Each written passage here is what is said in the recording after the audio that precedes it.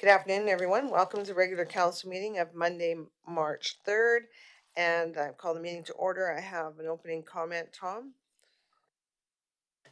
Yes, I just want to mention that the Drumheller Area Health Foundation, um, locally known as the Hospital Foundation, is having their annual fundraising gala on March 29th, Saturday, March 29th.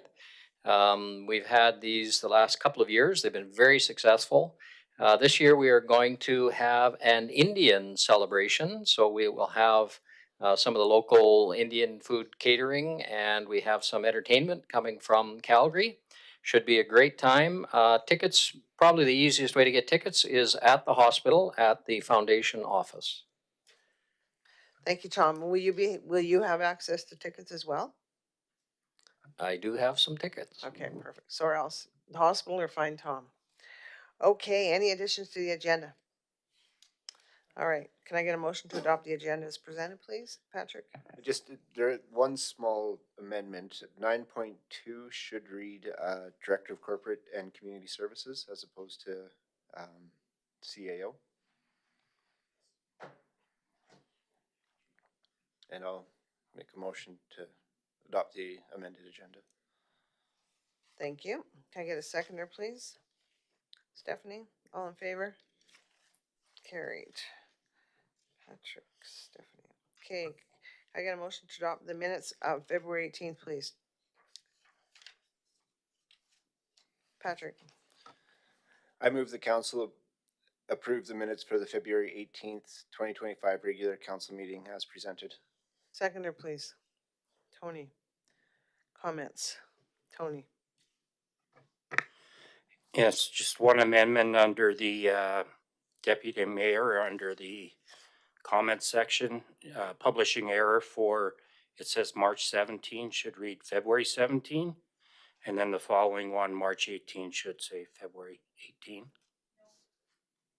No, No, it's a correction to the dates that originally the date in the council published days said March 18th, which is a Tuesday night, and it should be March 17th, which is a Monday night.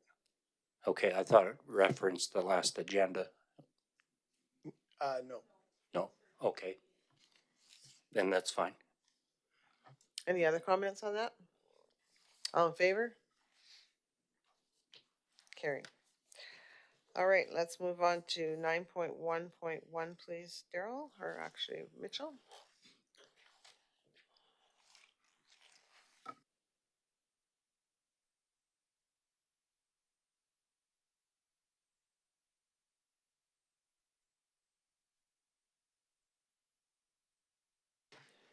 Good evening, Your Worship and Council. My name's Mitch Visser. I'm the manager of Legislative Services.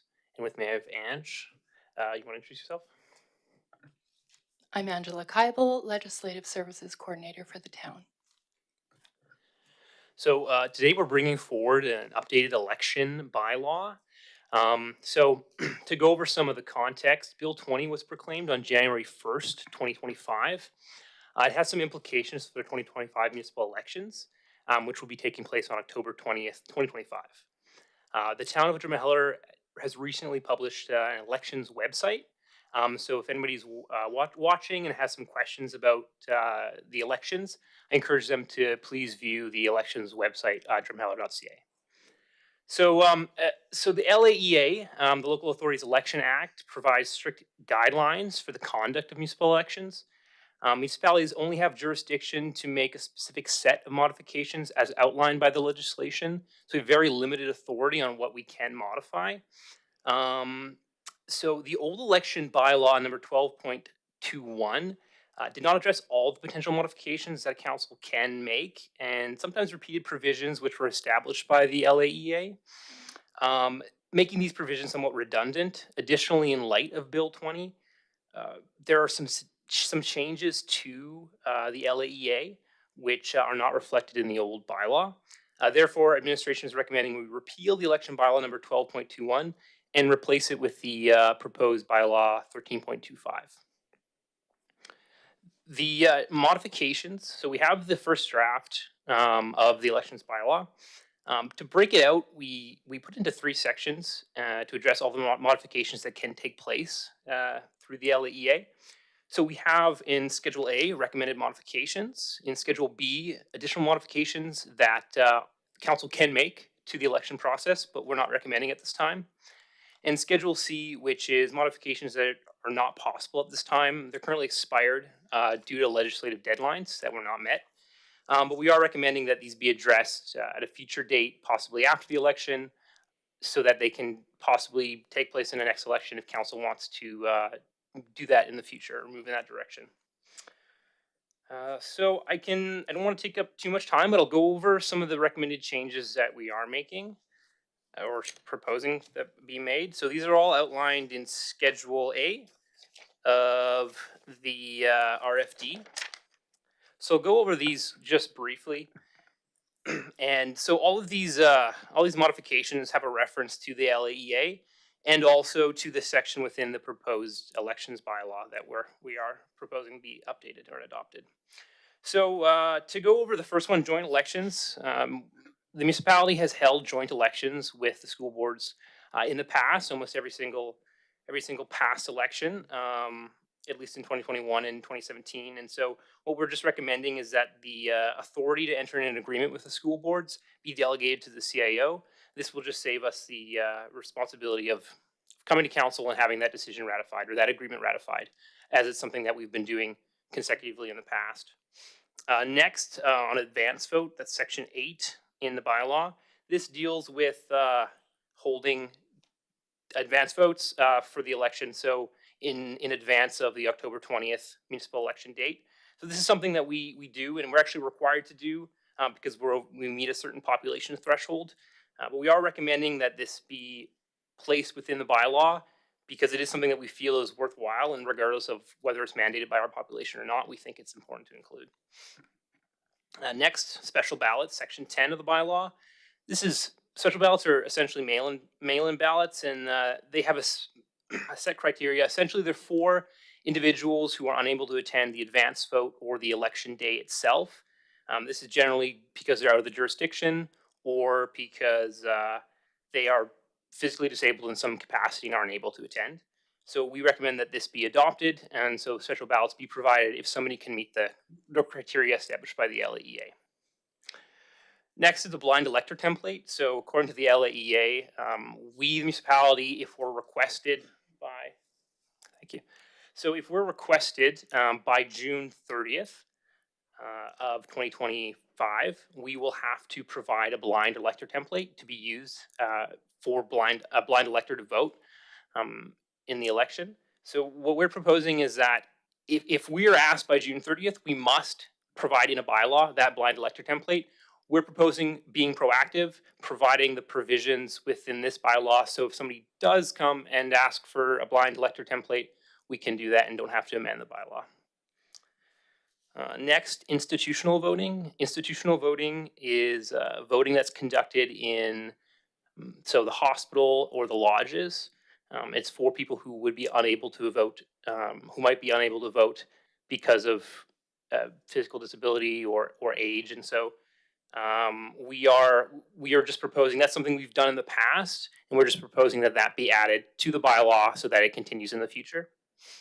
And then lastly, the early count. This is just allows the RO to begin counting special ballots, advance votes, and institutional votes earlier than the close of the polling stations. And this would just give us some additional time to actually complete that count before the end of the night. So those are all of the modifications that we're proposing. And we have the other modifications in Schedule B, which we're not proposing, and expired modifications. And so if you have any questions about those individual modifications, please let me know. Okay, I'm gonna just call for first reading so that we can get it on the table. Then I'll call for second reading and then we can have discussion. So Tom, do you want to give us first reading, please? Yeah, I move that council give first reading to election bylaw number 13.25 as presented. Seconder, Patrick, all in favor? Carried. Can I get a motion for second reading, please? Tony? I move that council give second reading to election bylaw number 13.25 as presented. Seconder, please, Stephanie. Comments? Tom? Yeah, but the only thing I'm wondering about is basically have one voting station. We are a municipality that's 35 kilometers long. We have lots of people all up and down the valley, many of them seniors, who don't travel very much. And if they do, they basically have to take a taxi or the valley bus or whatever.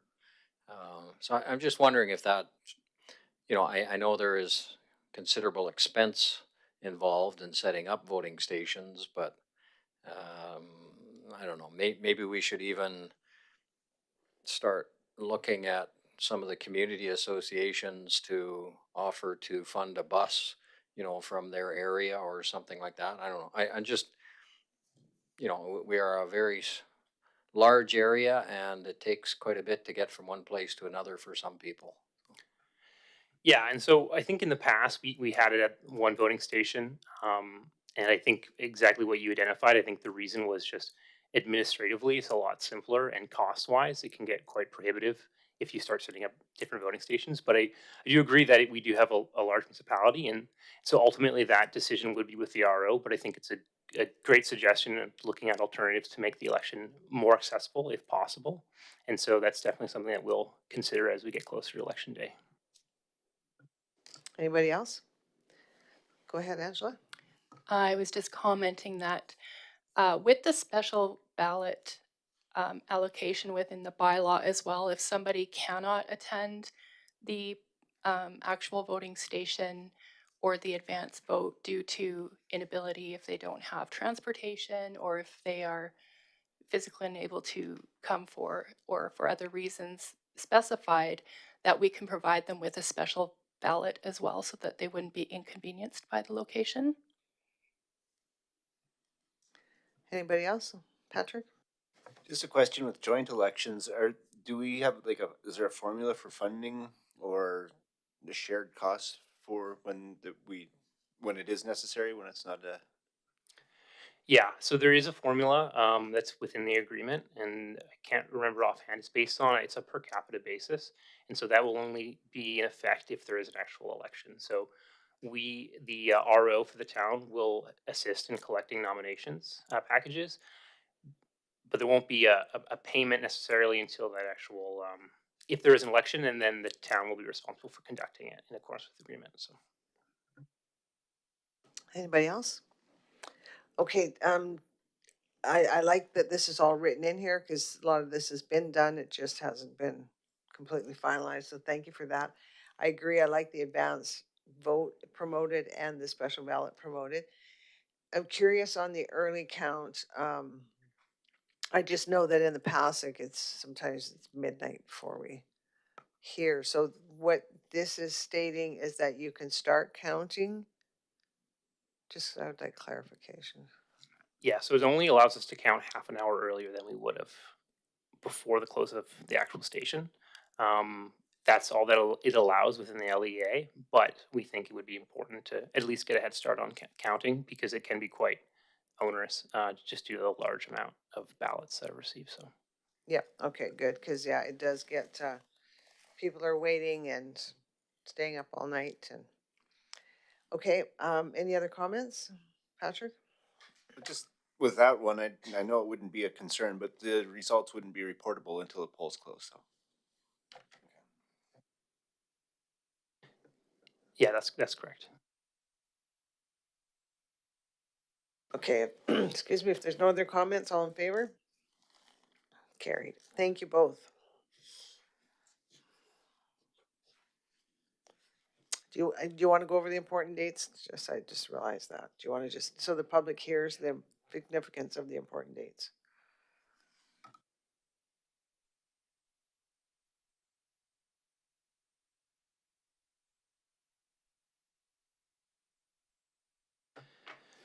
So yeah, attached to this RFD is some important dates for the 2025 municipal election. The ones to note are the nomination period beginning. So starting January 1st, 2025, candidates are, or potential candidates are able to submit their nomination package. They have from January 1st, 2025 until September 22nd, 2025 to submit their nomination package. And they can do so by, if they review the municipal election website, there'll be more information on actually completing the nomination process and also how to contact the Legislative Services Department to set up a time to go through the nomination package. Yeah, sorry, and to clarify, it's noon on September 22nd, 2025 for the close of nomination day. Another big date is election day on October 20th, 2025.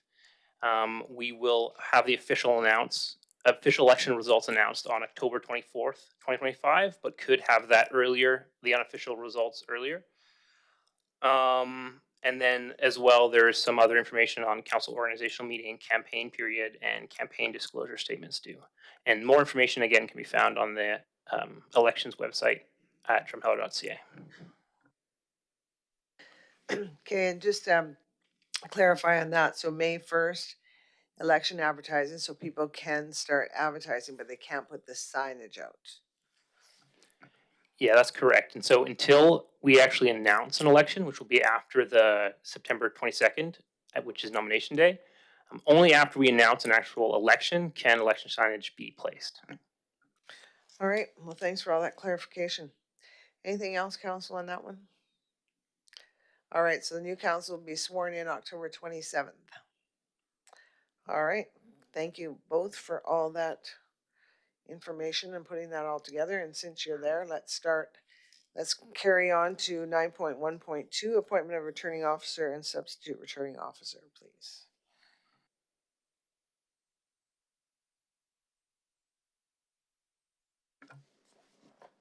Thank you. So the LAEA states that municipality must appoint an RO and SRO by June 30th of a general election year, and it must be appointed by council.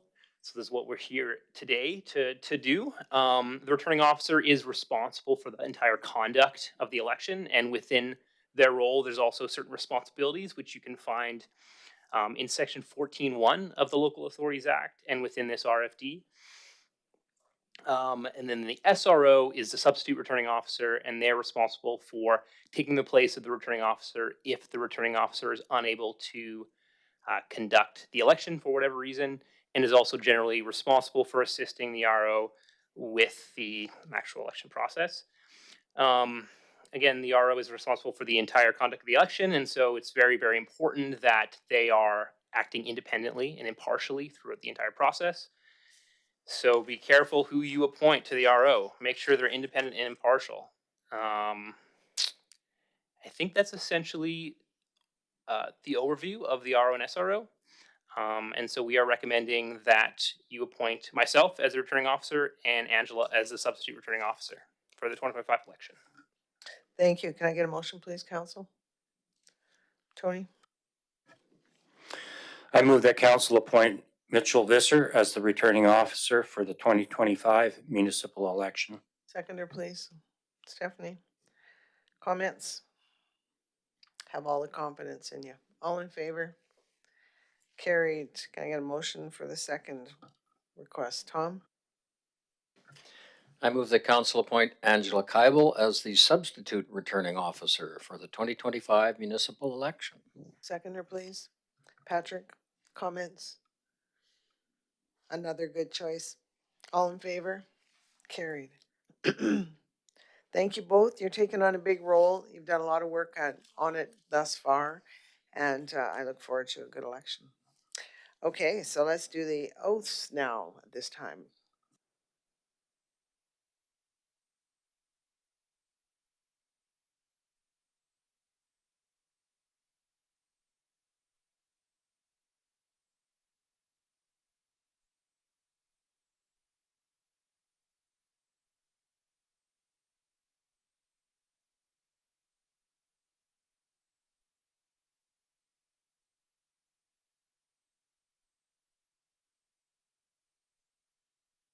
The office of returning officer. That I will not communicate to any person any information obtained at an election or in the course of carrying out my duties as as to the candidate or candidates for whom a person has voted, or at a vote on a bylaw or question, as to whether a person has voted for or against a bylaw or question. Okay.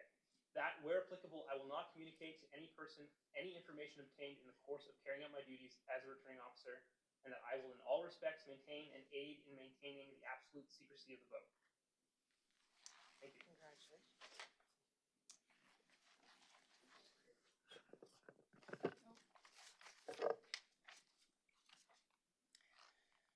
I, Angela Kybel, solemnly swear that I will diligently, faithfully, and to the best of my ability execute according to law the office of returning officer, that I will not communicate to any person any information obtained at an election or in the course of carrying out my duties as to the candidate or candidates for whom a person has voted, or at a vote on a bylaw or question as to whether a person has voted for or against a bylaw or question. That, where applicable, I will not communicate to any person any information obtained in the course of carrying out my duties as a returning officer, and that I will, in all respects, maintain and aid in maintaining the absolute secrecy of the vote. Congratulations. Thank you. Thank you both. Thank you very much. Thank you.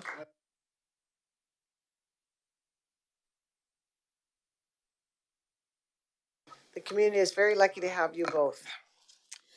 All right, let's move on to 9.4.1, please, Daryl. Thank you, Your Worship. Before you is a land designation for Hunter Drive in Knacmine. So this is part of our land, sort of our changes with respect to flood mitigation project. And so the intent of it is to be able to create an environmental reserve from the land that's been acquired at the eastern end of Knacmine that borders Hunter Drive, and including a piece of Hunter Drive at the east end of the road. There is on Schedule A of this bylaw, there is an area that's shown that is essentially in the floodway, so there was no way to protect those properties. So those properties were acquired through normal course of purchasing them. And then the berm is actually going on the east side of the Knacmine lift station and tying into Highway 575. So basically the eastern entrance to Knacmine as it sits today will be removed, and that will be turned into a environmental reserve. The roadway will be removed. A trail will be left there for people to utilize between part of the Knacmine trail system, but the rest of it will be removed, and that entire land is proposed to be put into a environmental reserve. The reason it's not a public utility lot, which is normally what we are trying to do with these, is that it is all floodway lands, and so floodway lands we do not want changed or converted into something that can then be converted to housing or other commercial infrastructure later on. So, despite the fact there is both a water, sewer, and power lines that go through the area, we are still well within the abilities to put in it as an environmental reserve instead of a public utility lot. So we are looking for all three readings of this bylaw because this is not considered something that needs a public hearing because it's sort of part of our course of normal business with respect to the flood mitigation. And we don't plan on turning it into anything later on in the future. So we're requesting that council give all three readings for turning this into an environmental reserve. Thanks, Daryl. Can I get a motion, please, council? Tony? I move that council gives first reading to bylaw number 12.25, Knacmine Hunter Drive land designation as presented. Seconder, please. Stephanie, comment, or no, all in favor, please? Carrie, can I get a motion for second reading, please? Patrick? I move that council give second reading to bylaw 12.25 Knacmine Hunter Drive land designation as presented. Seconder, please. Stephanie, comments? Tom? Could you explain again why we don't need a public hearing for this bylaw? Sure. We've so on the environmental reserves or some of the public utility lots that have been where we are converting them for the sake of, because they are in the floodway and they won't be used for anything. They can't be shrunk in the future. We are not needing to actually do a public hearing on it. So that, because it's just a matter of, for lack of, I've said this word before, but it's a housekeeping bylaw to be able to change this. So unlike others, which might be changing for usage or because we're converting into other items besides an ER, we might require that. It's part of our land use bylaw, but for this environmental reserve, because it's floodway lands, we don't need to have a hearing on it, so. Anybody else? So just to confirm, so the berm's gonna kind of come across and connect to 575. So anybody that, there's only 2 houses, I think, on the inner part of that property will still access their homes. And then the trail will go the way it is in the front down the road. Yes, so if you look at the Schedule A drawing, there's a hatched area that's proposed to be turned into environmental reserve. There's a little square box in the property just to the west of it. That is the Mine lift station. The berm will go between that building and the hatched line and connect up to Highway 575.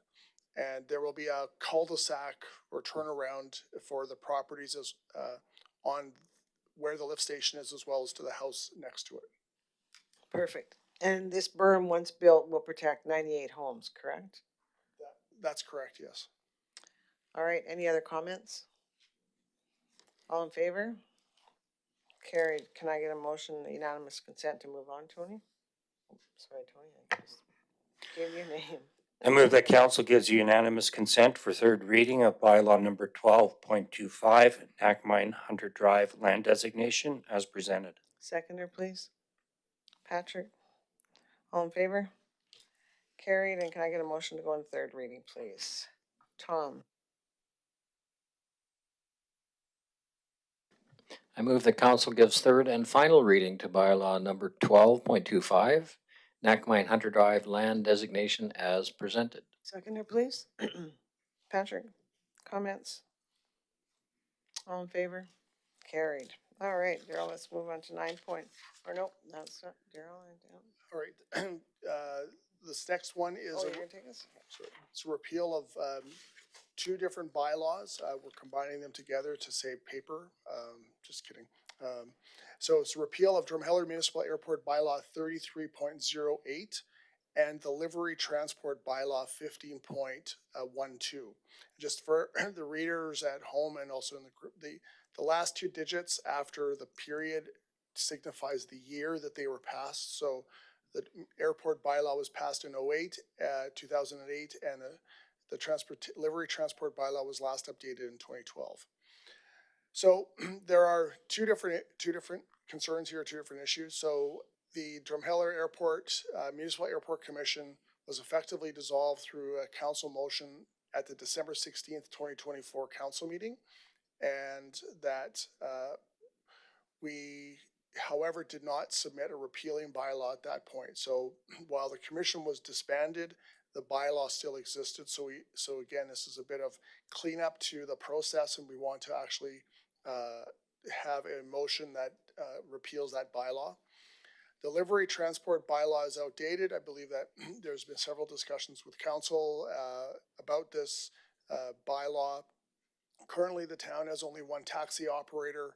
There is 1 bus service that apparently pays into this system as well for livery piece. However, it doesn't accommodate ride shares. It doesn't accommodate a lot of what we're actually doing with respect to how transportation has evolved in the last decade or more. So we're not saying that this can't be changed in the future. However, most people probably don't know what livery means.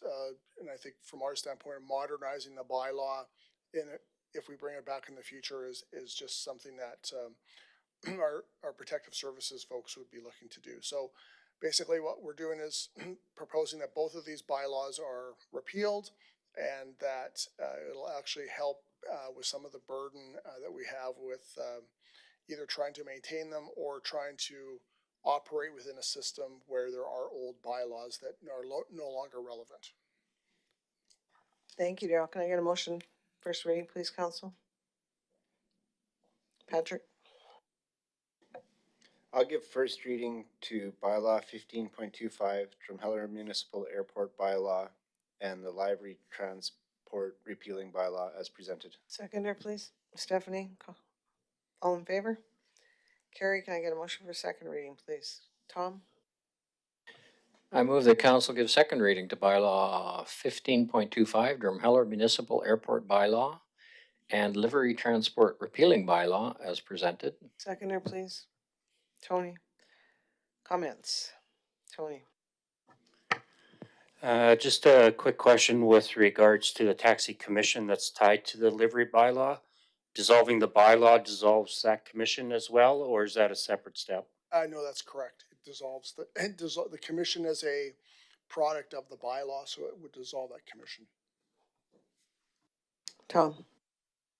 Yeah, I guess my only concern with the livery bylaw is that it was implemented primarily for safety. That the idea was that if we are going to license somebody to transport people around the community, that we as a town have a bit of a responsibility to make sure that that is safe. So I'm just wondering if somebody wants to run the taxi and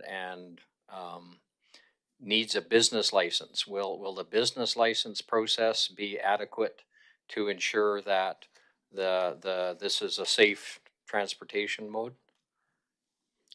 So the answer is it would be as safe as, and I'm not being punny here, but it would be as safe as an electrician getting a business license. We're hoping that they're guided by their trade and practice. We aren't making sure that the electricians are, wiring safely. So the expectation of taxi services that they're providing a service that is what the public wants and needs, as well as it is operating safely. And I think that in most cases, if they weren't providing those services, they would soon be found out by their customer base. And I think it goes along with what most municipalities have gone away from, managing that aspect of it, because like I said, we don't manage other areas that we provide business licenses to. We leave that to the professionals, whether it's restaurants who have, Alberta Health that oversees it. In this case, there are provincial bodies that actually oversee taxi services, and us having that additional burden or responsibility doesn't add any value to it. And in fact, we really haven't done much. There hasn't been much because of the lack of business or competition to actually. I think Greg would say that we're in a fine line with our taxi service. If we don't want to come down too hard on them, because then it won't be a taxi service, which would then hurt people. However, are they operating legally, which is a responsibility of the province to deal with. So. Stephanie? Sitting on the taxi commission, one of the major concerns we've heard have been the prices they can charge. So since it was last updated in 2012, the price of gas has increased and other operating costs have increased. So by getting rid of this, it allows them to be able to set prices where they'd be able to recover their costs and stuff. So I'm in favor of it. And like I said earlier, it doesn't prevent council or administration in the future of coming up with something that might work better for people. But right now, it just seems to hamper, as you said, Stephanie, is it, there's a bit of really, other than collecting money, we don't, for those permits, we don't do an awful lot with delivery bylaw as far as administration goes. Anybody else? Okay, all in favor? Carrie, can I get a motion to go to unanimous consent, please? Tony? I move that council give unanimous consent for third and final reading of bylaw 15.25, Drumheller Municipal Airport bylaw, DMAC, and livery transport repealing bylaw as presented. Seconder, please. Stephanie? All in favor? Carrie, can I get a motion for third reading, please? Stephanie? I move the council give third and final reading to bylaw 15.25, Drumheller Municipal Airport bylaw, and livery transport repealing bylaw as presented. Seconder, please. Patrick, comments? Stephanie? Yes, sorry. I was just wondering, is there other municipalities getting rid of their livery bylaws and stuff as well? Yeah, there's a lot of them have already got rid of bylaws or haven't had them in existence for a long period of time, and there are some that still have them, and and I think everyone's bylaw is a bit unique. So who's to say why some are keeping one and some are getting rid of? But I think in our case, I want to reiterate not closing the door on this. I think just the way it sits now, it was an arduous bylaw for what its effect was. And so if Greg and company want to look at something in the future and bring it back to council, I think that would be good. But it's also, put a bylaw in for the sake of actually being able to enforce it. And it's been a bit of a challenge with sort of the ups and downs of the taxi service in Drumheller. So. Anybody else? Okay, I think that we're getting, I don't like using that word, but red tape, we're kind of getting out of the way of business where we're not, really shouldn't be involved. And we're allowing businesses to run their way, and no different than any other business that operates in Drum. They don't have their permits or licenses or whatever, we address them. So this would be no different. And it's up to that governing body to monitor their resources. So thank you for this, and I'm glad, and kudos to whoever is worked on this, because this is another 20-year-old bylaw. Thank you, Angela, for cleaning up some of this stuff. We're getting a lot of it cleaned up. So administration, thank you all for your efforts. All right, all in favor? Carried. Thank you. All right, 9.1.6, please, Daryl. So before you is a request to have the Drumheller and District Seniors Foundation borrow $3.5 million in funding for kitchen renovations and like. So background is 2 weeks ago at council meeting, the CAO for the Seniors Foundation, Glenn Youngberg, presented some plans to council, as well as a request to have council basically authorize the Drumheller and District Seniors Foundation be able to borrow money. Drumheller and District Seniors Foundation is made up by 5 members. Drumheller, Town of Drumheller, Starland County, Village of Munson, Morn and Dealey are the 5 members. They all pay by requisition that is based on a per capita cost. So Drumheller and Starland are the 2 larger contributors to it. So in order to borrow the funds, Glenda mentioned that a motion of council is required by each of the councils to be able to take to the bank, and I'm sure Councillor Zarisky can provide a bit more detail on that if asked. But basically, what we have before you is that council is being asked to approve the request for DDSF to borrow $3.5 million for the outlined projects, and it will support the foundation's efforts to modernize facilities, enhance resident safety, realize annual cost savings on staffing and food expenses. Thanks, Daryl. Can I get a motion, please, council? Tony? I move that council grant permission to the Drumheller and District Seniors Foundation to borrow $3.5 million to finance construction of a new central kitchen, construction of an enclosed walkway joining Sunshine and Hillview Lodges, construction of a new parking lot, and interior renovation capital projects. Seconder, please.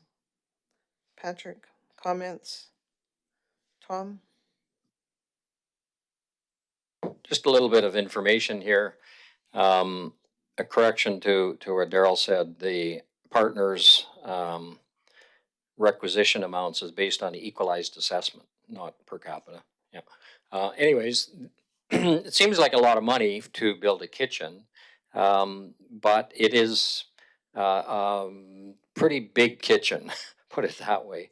The lodges, of course, have 3 meals a day, and this kitchen will be designed to basically be able to provide 3 meals a day to about 100 people at a time. So it's not just like a restaurant kitchen that might serve 10 meals at a time kind of a thing throughout the day. This has big amount of space, big amount of need, 3 times a day, 365 days of the year. So it's a relatively big thing.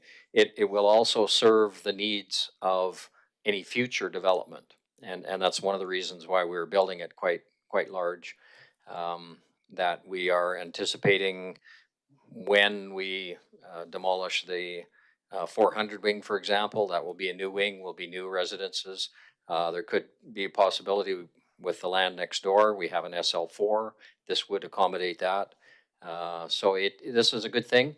And the last thing I'd just like to mention, this should not impact the requisition to any of the funding partners.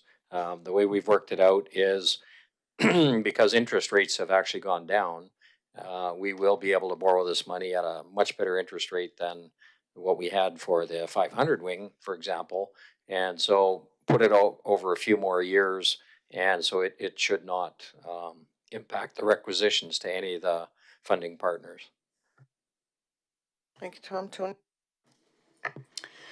Yeah, and just to speak to the required motion on the floor here, back in my old life, when I used to do this kind of stuff, this forms part of the ministerial order granted or outlining to the Drumheller and District Seniors Foundation as to conditions of borrowing must receive approval from the member partners of that foundation. So that's why our required motion is here. And the need to have it in the municipal or the ministerial order is because debt repayment is from a requisition source, and council has no authority to refuse to pay a requisition made by the foundation. So this consent ties with the idea that we know what the foundation is doing and we're comfortable with the requisition. And as Glenda had alluded to before, the savings from doing this, 16,000 in staffing and 22,000 in food costs, form a substantial part of the repayment of this new loan going to be granted. Anybody else? Patrick? I'm just curious, do the municipalities have to be unanimous in passing the motions? The ministerial order requires that all the funding partners agree to this. Yes, they all have to, and they all have. So Seems like a very good thing to do, so yeah. Since that other loan has this one's lower than the other one, have they considered amalgamating them? yeah, that's kind of what we're looking at, is that we'll have a lower interest rate on, I don't know if they're amalgamating them, but redoing the one for the 500 at a lower rate. So I don't know if they're putting them both together or keeping them separate, but there's going to be a lower rate for both of them. Yeah. That's what Glenda said at the last meeting, was that you were consolidating them into one at a lower rate, so. And can I get it written in blood on the requisition?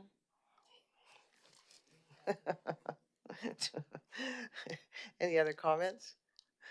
All in favor? Carried, thank you. All right, let's move on to 9.2.1, please. Antonia and Victoria.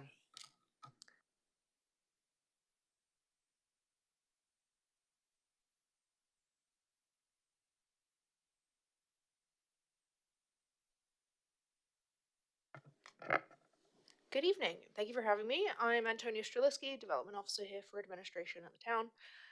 And today I'm presenting the Fees, Rates and Charges Bylaw, amending Bylaw 05.25 for third reading. Since we came to Council on February 3rd, 2025, to present first and second reading, no further changes to the amendments have been made. So we're looking for third reading today to have these approved and in line with the new contract update for April 1st.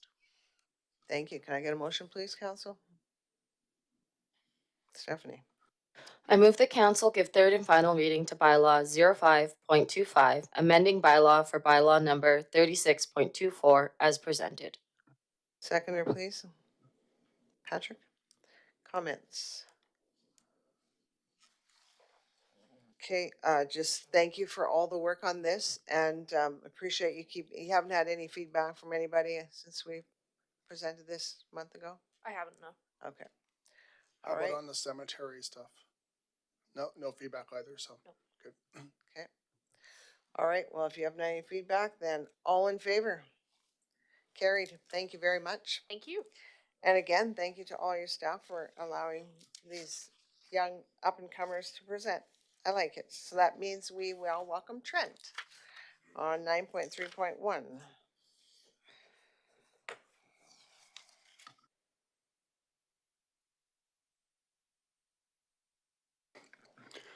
Good evening, Your Worship and Council. My name is Trent Keir, and I'm the Manager of Municipal Enforcement.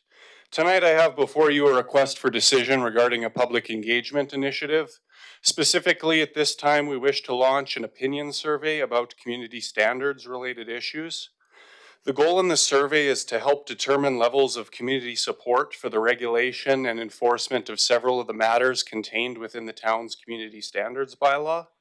The survey will ask respondents to rank their levels of support for various issues such as nuisance noise, excessive vegetation growth, or lack of building maintenance on a scale of very important to not at all important. For those of you who may have taken the recent RCMP survey, this is very similar to that. Now, gathering this information is important for several reasons. Stakeholder involvement during the development of any initiative generally results in a smoother rollout. Moreover, a program such as this raises awareness of the matter in question and fosters trust in decision making. So to that end, I will advise that the survey data collected will help inform possible future modifications to the community standards bylaw itself. And we are currently in the process of reviewing that bylaw. So presently, the town has two bylaws in place that regulate property standards. We have the Community Standards Bylaw and the Tourism Corridor Property Standards. These bylaws essentially regulate the same activities, except the Tourism Corridor Property Standards attempts to prescribe a higher standard to areas traveled by tourists like Highway 9 South, South Railway Avenue. Now, municipal enforcement believes there's little practical advantage to this bylaw and can confidently state that all cleanup matters conducted over the past several years could have been completed in the absence of the tourism corridor bylaw altogether. Additionally, we have received a legal opinion from a municipal law specialist who's advised us it's not best practice to have two bylaws in place that are regulating essentially the same activities. They claim it could create legal challenges for the town. We've also, in our research, have found that it's not common to have more than one property standards bylaw. Usually there's just one. We'd like to follow suit with that and bring a consolidated community standards bylaw before council later this year. Now, it's understandable that news of a possible bylaw change for something that's regulating private property standards may raise eyebrows or create questions amongst those in the community. I want to reassure any people watching tonight that the goal here is not to implement a bunch of new rules. The goal is to not prescribe vastly higher standards within our bylaws. The goal here is to create one consolidated bylaw that governs an attainable, reasonable, and clear standard throughout our community. Now, obviously, in the process of doing a bylaw review, we're going to have the opportunity to modify some current sections in there. And this survey is intended to help inform those possible changes. So, for example, we launched the opinion survey and we find that there's a high level of community support for excessive vegetation growth.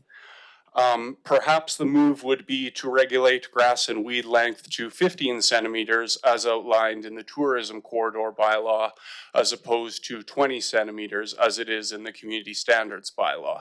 Now, if the survey were to indicate that there's low levels of public support for such a provision, then likely such a change would not be deemed necessary. Now, I don't want to go into excessive detail about this proposed bylaw because it's not before us tonight. And it's under review, but I just think it's important that everyone understands the direction and our trajectory right now. The request for decision tonight is for an engagement survey and the proposed plans for engagement. If approved, we would launch the survey at the March 5th open house. Enforcement staff would be on hand to answer questions about the community standards bylaw and to solicit responses to the survey. From there, the survey would be made online and then also available for in-person responses at the BCF. And the survey and the bylaw review would be announced through a media release and an announcement on the website and social media platforms. Now, another thing we would like to do is we would also like to attend some in-person functions. The first one that always comes to my mind is the downtown CBA meetings. We've been to a few of them before and have had some great discussions. So we'd like to attend, kind of have a focus group type of setup where we talk about the community standards bylaw, inform people about possible modifications, and once again, solicit responses for the survey. If council has anywhere else they'd like us to go in a similar capacity, please, by all means, let us know. We'd be happy to do so. Once the survey concludes, obviously we're going to communicate results with the public, and when it becomes time for an updated bylaw to be brought before council, there's going to be other mechanisms in place for engagement like public hearings.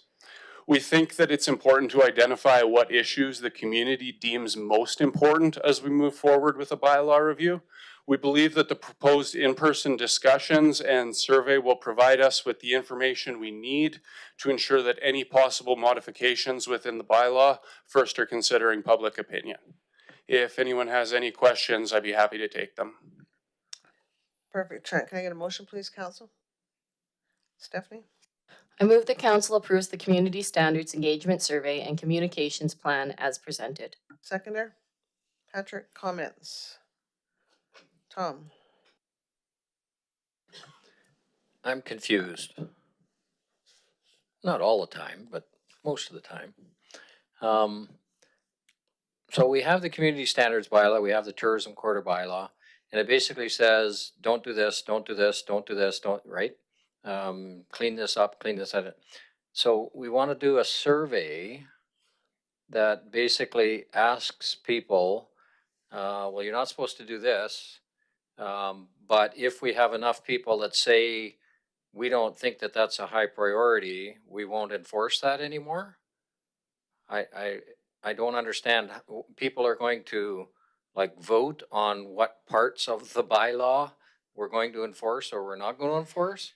I'm not quite sure. No, the vote, basically the tourism corridor property standards bylaw and the community standards bylaw both have the same provisions in place, and we do anticipate that most of those provisions are going to be remaining. However, the tourism corridor property bylaw sets some pretty daunting standards. Sometimes they're a little bit tough to enforce. You have to meet a certain deadline within 2 weeks, and it's a little bit more robust. We've found it just creates challenges overall in enforcement, especially prescribing deadlines within the bylaw itself that we as enforcement officers need to take into account. We like to usually be flexible with deadlines and extend them. The tourism corridor bylaw is very rigid, and moving forward with a consolidated bylaw, we want to see if there's a high level of support, like I said, for certain sections where they're deemed more important under the tourism corridor bylaw, then we'd want to move forward with stronger provisions in the consolidated bylaw because the community seemingly indicates that this is an important area. I hope that kind of helps. Patrick? The tourism corridor bylaw is relatively new, and it was brought in for a specific purpose to try to address those higher standards. With a consolidated bylaw, how would you actually address that if indeed there was a need? Would you create zones, or how would you envision it?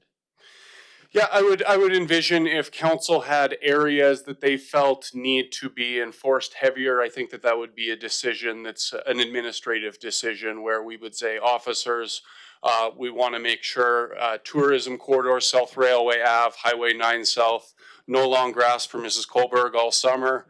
Make sure that that's clear. Once that is dealt with, then please move on to secondary streets, 5th Street East, 4th Ave Southwest, kind of, etc. Anybody else? I think just because Pat's got a quizzical look, so my interpretation of what you're doing, which of course you're not doing yet because we haven't talked about a bylaw revision, right? This is just gathering feedback. Is you're going to have you're going to have one consolidated bylaw, but in it there will be sections in there around more of the high use areas or more touristy zones. But what you're trying to do is combine both of them because right now they're a bit at odds with each other. And I think what the solicitor has stated is that because they're at odds, that someone could today sort of appeal one that is in contradiction of the other one. So you're trying to make it one common bylaw with all of the parts that are in the two bylaws today in that one bylaw to make it more simple to enforce. Is that correct? Yes, that's exactly correct. And most of the provisions within the tourism corridor bylaw are essentially the same in the community standards bylaw, except there's a great deal of time frames within the tourism corridor bylaw. You must have this done within 2 weeks. And we'd like to see some of that stuff come out. And then further to that, into Tom's question or comment, is so part of the whole purpose of this work is to be able to see if there's something that we have in our bylaw today that is not something that the public is going, boy, it would really be great if you could actually deal with all of the overhanging tree branches from private property on a public property, but you don't have that provision in the bylaw today. So it's that kind of stuff where it's like something new that's popped out that is maybe a big bee in everyone's bonnet in the public that you're looking to seek feedback on, right? So it doesn't mean that you're not going to still deal with grass that's too high or buildings that look, in derelict condition. It's just more of trying to identify some things that maybe the public is seeing as an issue that we currently aren't dealing with, right? If I may, it's no different than the RCMP survey. They will do a review and people will respond as to laws that are being broken, concerns they have. They don't ignore the law. Nobody's getting a pass on a law being broken or anything like that. But it may draw our emphasis or investigators' work or law enforcement to a certain particular problem, perhaps identified, but the severity which wasn't really appreciated before. So it's no different. It's the same. We're just trying to identify and consolidate, and one law applied uniformly to everyone. Excellent. Thank you. Anybody else? Yeah, just a little history. Actually, when not this council, not the one I was on before, but the one before that, we're actually working on a tourism corridor bylaw to kind of raise the standards. And when we implemented the bylaw, it was trying to focus on that area getting cleaned up. And I want to commend all of you because, I mean, since we got elected, there's 3 buildings down, lots of properties have been cleaned up, yards have been fixed, fences have been removed. So I absolutely agree. Now is the time to consolidate because we had to go out here and we had to kind of bring it in. So I think now we are at that point where we can focus on one bylaw.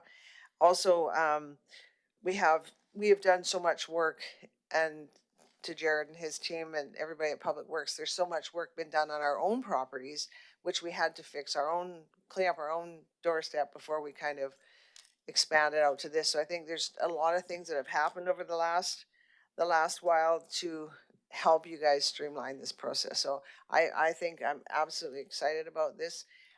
The survey, for those listening, it will have it there March 5th at our open house, but also, just please give us that feedback so that, because, as council, I'm so grateful for the C-Click Fix app because a lot of stuff that is reported through that, and I think a lot of the tools that we need are in there, which will help us with this. My only comment on the survey itself is when after 8, you go to 9, and it has the town of Drumheller facilitates healthy aging.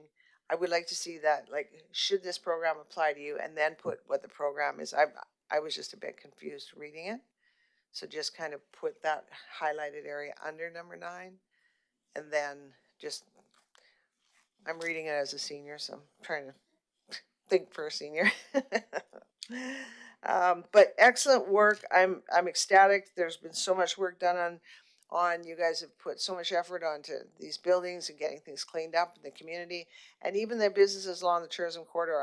I stop and visit quite often and thank them for just looking after their property, and they do appreciate that we are noticing. So, you know, it has come a long way. So thanks a million for everybody for their work on that. All right, any other comments, council? All in favor? Carried, thank you. That ends this meeting, so can I get a motion to oh, sorry? So I just, wanted Erica to shine, cause, you know, young people talk. I was told I wasn't in that category anymore. Yeah, so just a reminder to the public, and I thank you, Trent and Mayor Kohlberg, for mentioning the information open house. It is on Wednesday, March the 5th at the Badlands Community Facility. That's on 80 Veterans Way from 4 p.m. until 7 p.m. It's a trade show style event where you can come in and visit booths from our respective departments to learn about all the fun things that are going on in your municipal government. So we are looking forward to seeing you there.